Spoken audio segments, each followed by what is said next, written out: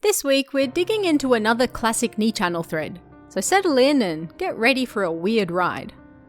On August 29th, 2011, a user started a thread on the VIP boards with the title, "I have two sets of memories." He revealed that he debated whether he should post the thread on the occult boards or the VIP boards, but in the end chose the VIP section. If you remember from other mysteries covered on this channel, the Vippers, as they're known, are notoriously difficult to troll and incredibly adept at uncovering the truth behind mysteries, so that should set the stage for what was about to go down. The poster began by sharing a short story. According to him, very simply, he had two sets of memories, starting from the 4th grade of elementary school, lasting all the way up until October in the year he turned 19. That's about a full decade where, in his mind, he led two entirely different lives, and yet he clearly remembered both of them. He was unsure which was his real life, if that was even the correct way of putting it, or if it was possible that both were real. Here was what went down. In one set of memories, the original poster led a fairly ordinary life. He went to school like normal, all the way up to university. He was, at the time of posting, still a university student. His life was fairly normal with lots of friends, a girlfriend, etc. These memories seemed to connect directly to the life he was leading at the time of posting, meaning his memories of getting into university, moving to a new town, etc., all matched up with his current life circumstances.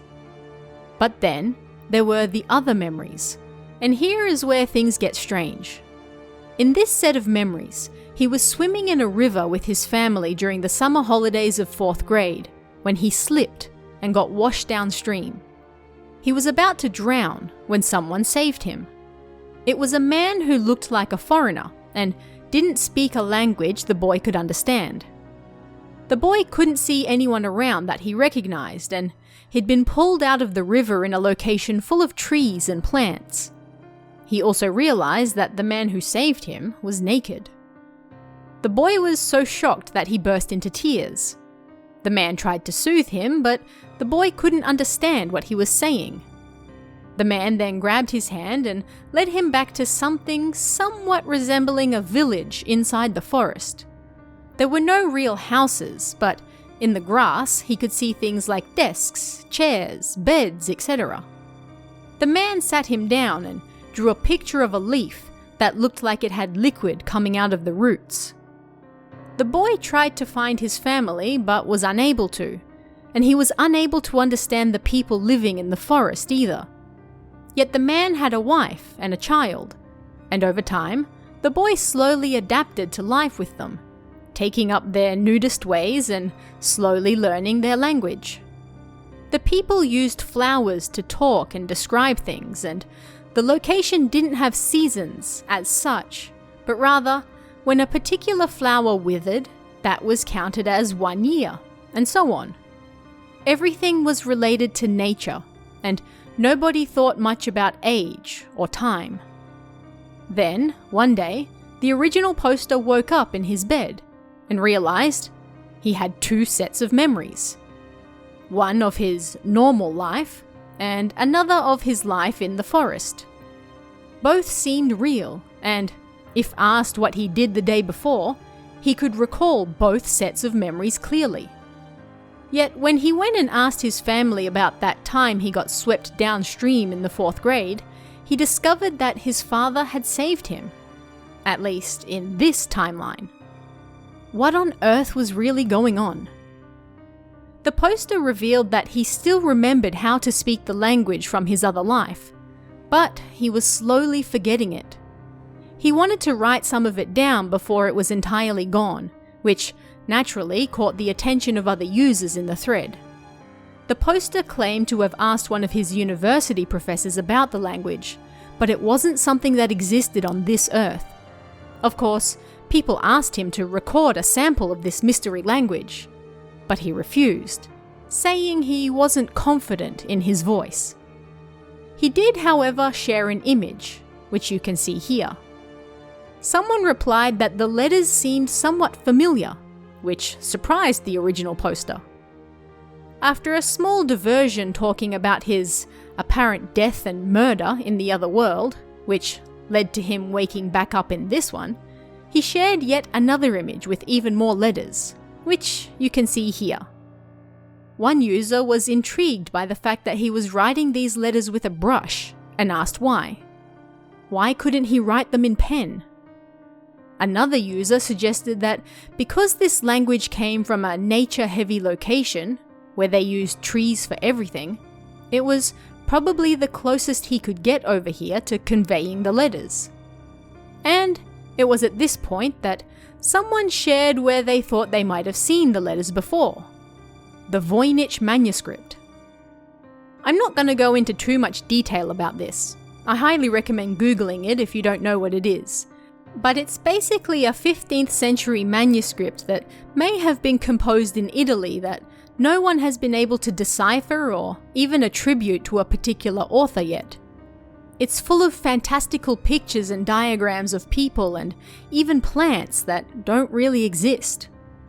Sound familiar? And this, apparently, was shocking to the original poster who claimed that, yes, this was the language he spoke in that other world. He volunteered the pronunciation for some of the text, in katakana, of course, but then immediately stopped posting. This annoyed other users in the thread because they had, apparently, just made an important and massive breakthrough. But the original poster returned shortly thereafter, and claimed he was reading the manuscript, and this would obviously take time. Others pointed out that the manuscript was likely a fake to begin with, and so this thread was nothing more than a troll as well. Most people didn't care either way though, and just wanted to see how it would play out. It was a slow Monday afternoon perhaps, but Vippers do like letting people dig their own grave before they head in for the attack. The user returned with some more handwritten letters, this time in pen as requested. People pointed out that they just looked like English letters and numbers, if written a little messily. More and more complaints rose, and several people told him he should have posted over on the occult boards instead. To that, he agreed, but others wanted to know more anyway. They'd come this far, so why not? Someone asked what people ate over there, to which he replied, grass. Everything was about living with plants and nature. When they woke up, they'd study grass. They'd use grass during their daily lives. Everything came back to nature and grass.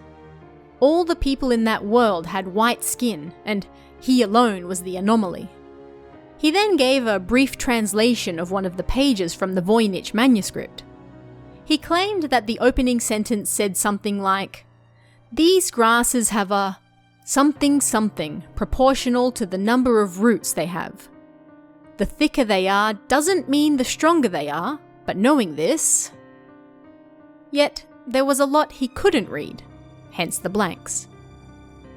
Here, someone proposed a theory. If this world was A, and the other world was B, then perhaps they existed separately, and yet shared similarities, such as time and genetic structures. The original poster somehow snuck through to the other world through some anomaly, and whoever wrote the Voynich manuscript likely did the same, but the other way around. And the reason he couldn't understand everything in the manuscript was because languages change over time. Like it's sometimes difficult for modern speakers to understand their own language from hundreds of years prior. Even if this is fake, it's fascinating, one person replied, which was the general mood in the thread. Yet the original poster soon returned and claimed to have finished reading the manuscript. "I understand it all now. I'm sorry to those who want to hear more, but please remember that some things are best left unknown." He claimed that Adam, Eve, and Voynich were all from that other world, but that was all he would say. He then quickly backtracked and claimed that the manuscript wasn't a mystery at all. It was nothing more than Voynich's scribbles. It wasn't an illustrated guide or anything like that.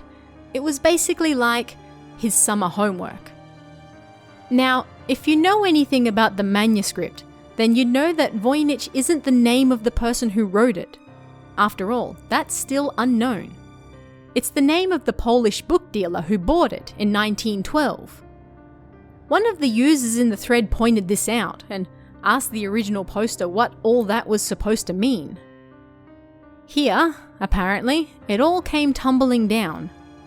People, in perhaps fake shock, declared their surprise that this was all fake. Others wanted the original poster to, at the very least, wrap the thread up in a compelling way, even if he revealed that yes, it was all fake. Initially, he ignored these comments and kept answering questions. For example, claiming that God was imaginary and there were no apples in the other world, but there was fruit similar to them.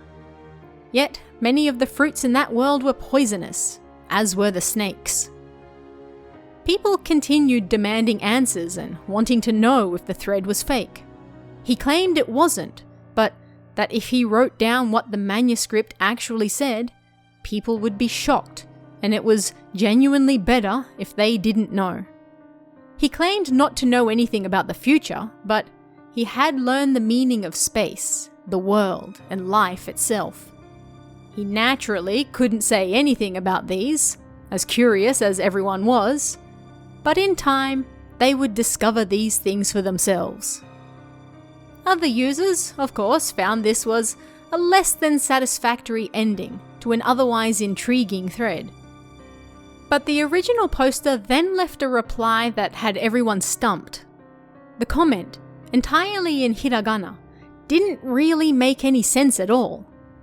Other users asked what it was supposed to mean, and then it came. The original poster's final reply. I'm sorry. This was fake. Seems what I saw was just a dream. Please forget these memories. I thought I'd see if anyone understood the letters, and someone said they did, which was hilarious. It made me think about how to end a troll. I thought I'd do one by going fishing in a river. See ya. Of course, tsuri, the word used for trolling on Nichannel boards, also has the regular meaning of fishing, meaning the original poster decided to use fishing at the river in his troll story about the manuscript. Wait, you're gonna troll us just like that using the Voynich manuscript? One user replied. I love code breaking, so that's why I noticed it. Jeez. As some users pointed out, this troll was likely done on the fly. The original poster wasn't the one to bring up the Voynich manuscript, but when someone claimed that his letters looked similar, he went with it. The letters were similar, sure, but didn't entirely match. In this instance, he just got lucky. Or did he? After all, the story about the naked people and the plants and being washed away at the river all came before anyone spoke of the Voynich manuscript. So it was, perhaps, planned after all. Vippers are a smart crowd, after all, and he did choose to post there rather than the occult boards. Despite calls for the original poster to return for a Q&A, he never appeared in the thread again. What started as a story of two sets of memories and showing off some letters in a language that apparently didn't exist, then evolved into a potential code breaking of the notorious Voynich manuscript. Yet in the end, as usual, it all broke down, and the original poster claimed that, yeah, it was fake after all. Or was it? Did he really discover something in the manuscript that people would be better off not knowing? Some people wanted to believe that, at any rate, simply because it was more interesting that way. But what do you guys think about this one?